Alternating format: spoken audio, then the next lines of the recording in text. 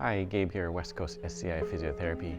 Today's exercise video will be a 10-minute high-intensity interval training for your thighs. We might need a mat today, so feel free to go grab one if you need it. As always, we have stretches that we've done in previous videos. If you want to check that out, check out the link below. Don't forget to subscribe and like or comment on our videos to keep up to date with the latest releases. Okay, so we're gonna do our 7 exercise HIIT workout for the lower body, and we'll do 50 seconds each exercise with a 20-second rest. So we're gonna get started with our stair jumps. Start our timer. And obviously, if you need a break in between, just take a break out of one of the exercises. If you can't do any because of pain, obviously you can repeat the one that we did prior. And here we go, our jumps. I'm jumping here on 2 steps. You can choose to do 1 step if you're feeling that 2 steps is a little scary. Or again, you could do 2. You can even do 3. It really depends on your comfort level. And obviously safety first. The benefit here is we have the railings. You can always hold on to the railing if you're a little unsure of yourself. Oops. Again, you can try 3. You got 20 seconds left. When you get really excited, you can do 1st step, 2nd step, 3rd step, and again, holding onto the rail adds an element of safety, so feel free to use it if you've got it. And 3, 2, 1, very good. Sorry, I had my necklace smashing into the mic. All right, so we're gonna do a squat. And in a few seconds we'll get going. I'm just gonna do a 2-legged squat. Woo, and here we go. I'm gonna try to touch my butt to the edge of the stair if possible, which really helps me focus on driving my hips behind me.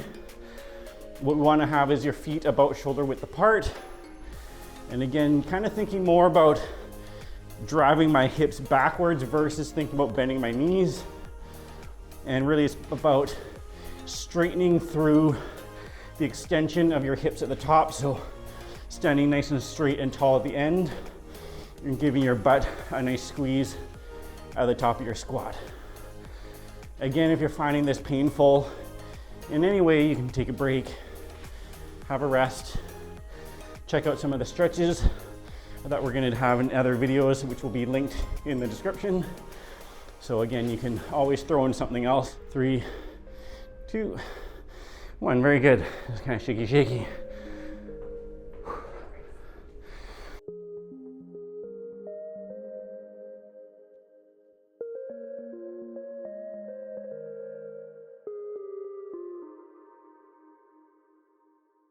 Okay, so we're gonna go into a calf raise. I'm gonna do 2 legs for this one.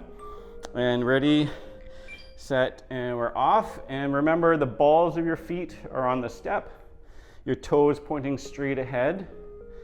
You're trying to lower your heels as low as possible to feel a bit of a stretch, and then straight back up.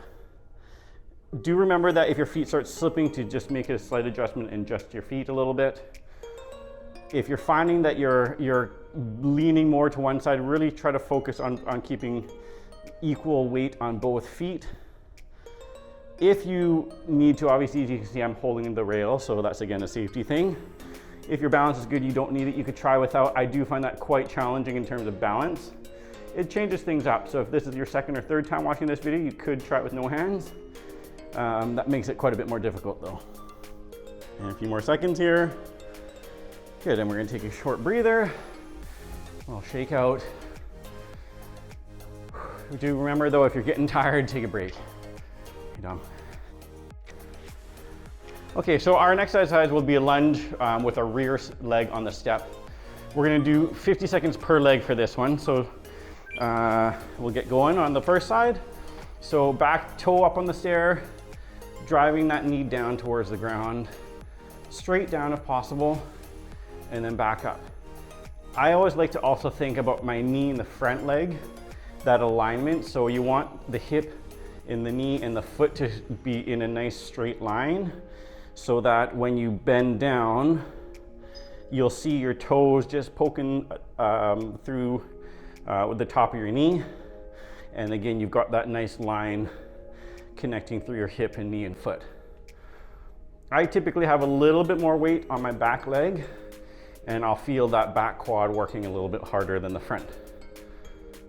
And again, we're trying 50 seconds. That's quite a decent amount of time. And almost done. Very good. You should have a nice burn there through the quad of that back leg. Again, if you want to throw in a quick stretch, easy peasy to do that over our 20-second break. If you just want to kind of shake it out for your rest, then go ahead, shake it out. We're going to switch legs. So I'm going to have now my left leg up on the top, or the second stair. And here we go. And like I said, just those kind of tips that I was talking about before. Nice straight alignment through my hip, through my knee, through my foot. Tendency will be to kind of let that knee knock and come inwards. To help prevent that from happening, you can give your butt a bit of a squeeze. That'll help keep that alignment nice and straight. You kind of want to be able to see the front of your tip toe as you bend down.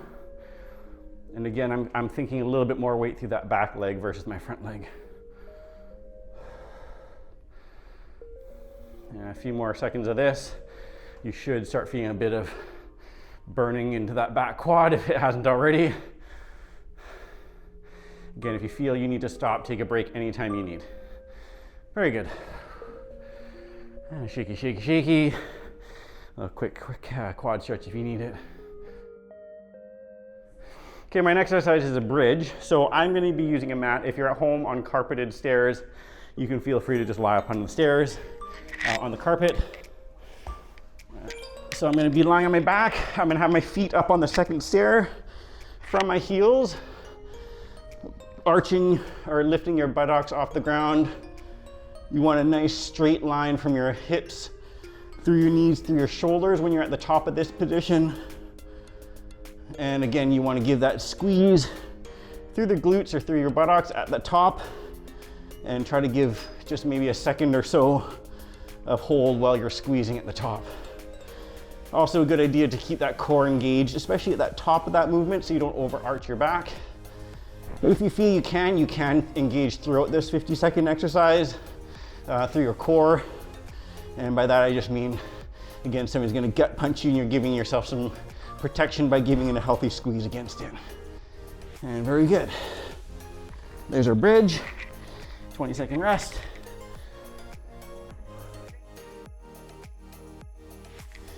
Okay, our next exercise here will be a plank off the steps. I'm just gonna do like a straight arm plank, so almost like a push-up position with a hip extension.